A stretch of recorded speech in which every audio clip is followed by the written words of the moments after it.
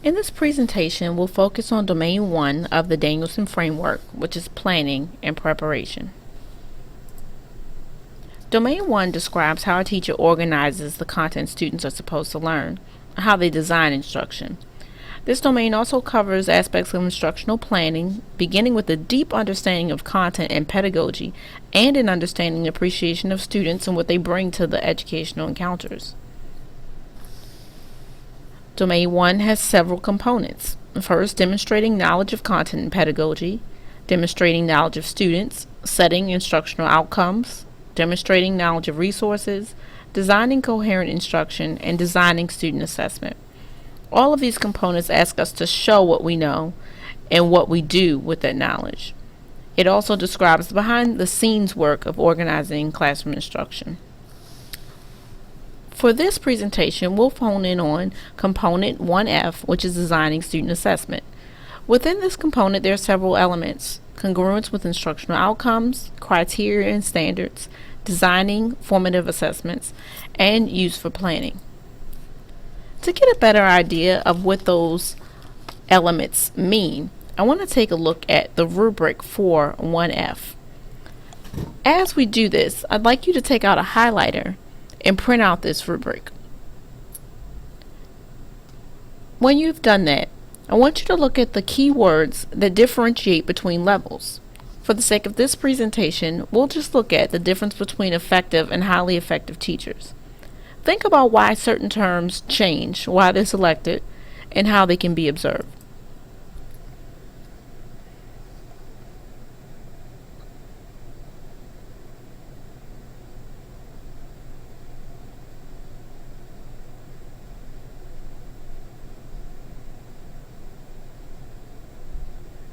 For Component 1F, when thinking about congruence with instructional outcomes, if an instructional outcome is our objective or our learning goal, a highly effective teacher has all instructional outcomes are assessed through the approach of the assessment. Assessment methodologies will be adapted for groups of students. A highly effective teacher will have an assessment fully aligned to the instructional outcomes in both content and process.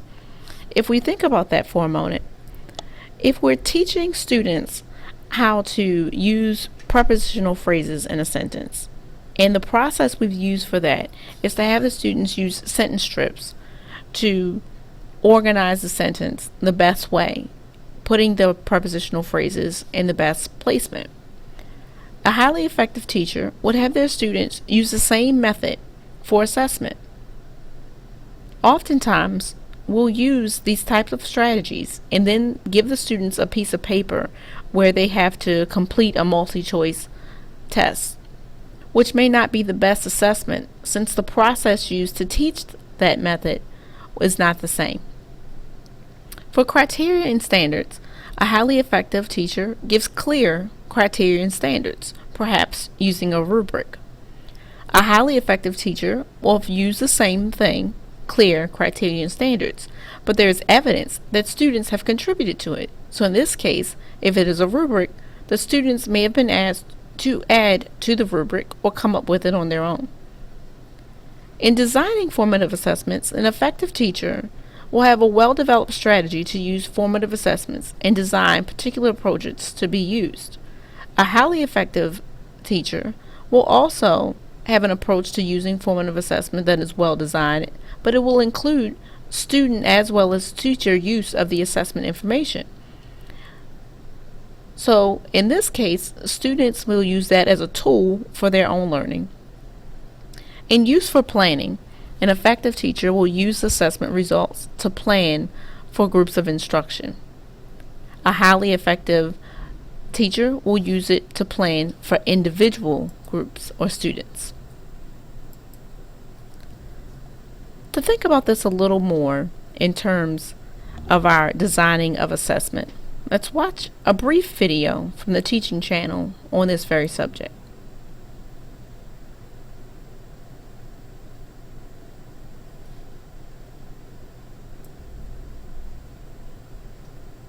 As you watch this video, consider its own implications for your classroom.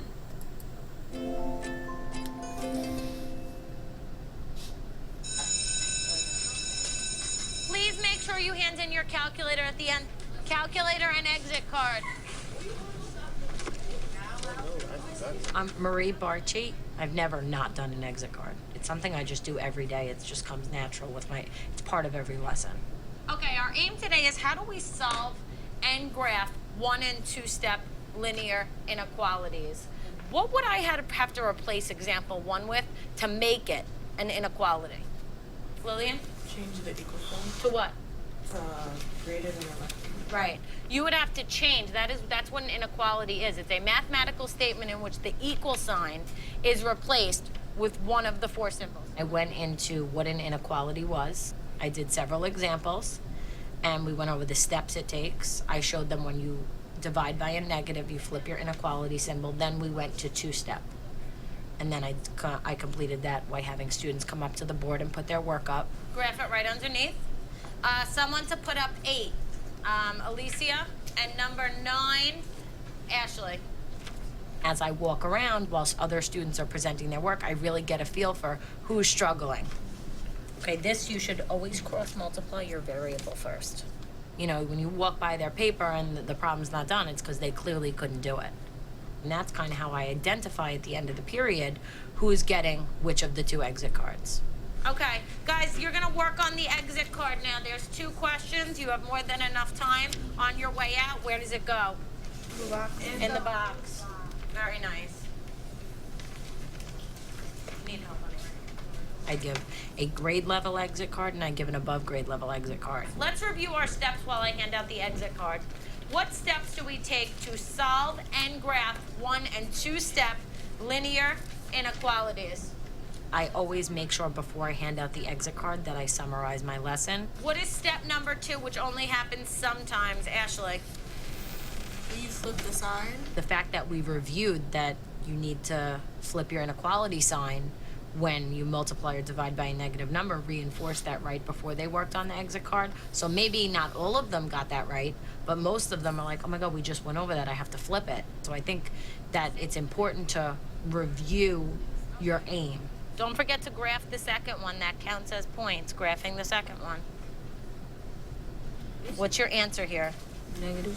So if it's less than -2, which choice are you picking? And 2 swag. Please make sure you hand in your exit card.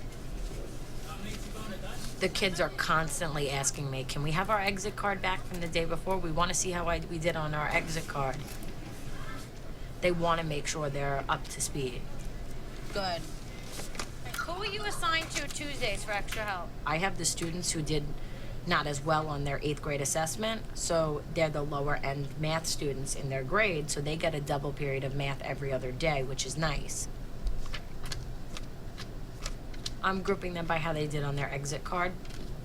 Basically, the kids who totally didn't get it, I'll put in one group. The average kids go usually in 2 different groups because there's so many of them, and then the above average go in a separate group. Rashawn, you're going to the orange. Noelle, you're gonna just have a seat right over here. Charisse, you're going by Salvador. We're just reinforcing what we did yesterday on the 1 and 2 step linear inequalities.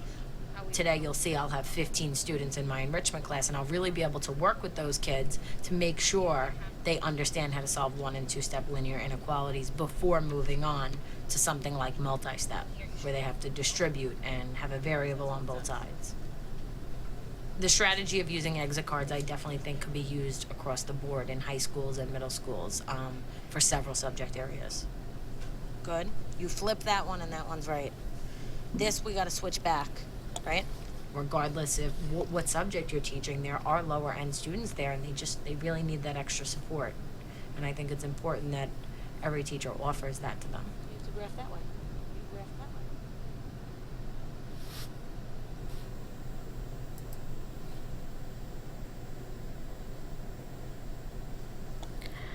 Thinking about one of our best practices, which is UDL, or Universal Design for Learning. It's when you teach as if everyone as special education needs. In this case, even though the teacher here says that she has lower end students, is what she calls them, students who are challenged in a particular area definitely need that support. But I think the practice of using those tiered exit cards and then using that data to drive instruction for the next day can be used in a GT class, can be used in an honors class, and whatever class you're teaching, because not every child learns the same and at the same pace. What I want you to do next is to visit the wiki to complete the assignment for 1F. Once you've completed that assignment, you can request credit through Arbutus University.